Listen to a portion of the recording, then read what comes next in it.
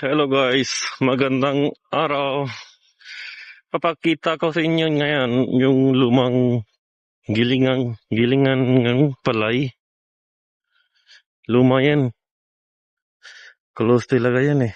Tignan nyo. Karana rin pakita ko dito, papunta ako dito.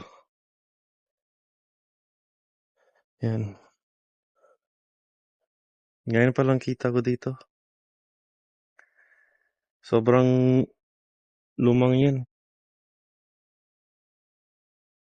Ganyan sila lagay dito.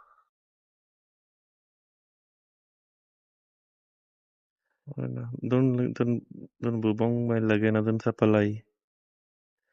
Tapos dito banda lumabas yan. Yan makita ka ito. Yan. Yan talaga lumabas sa bigas. Tapos dito butas na. Yan. Ito may gate talaga ito para pumasok. Kaya kunwari may sira talaga sa loob. Dito pasok daw tao para manggawa yan. Para ayos.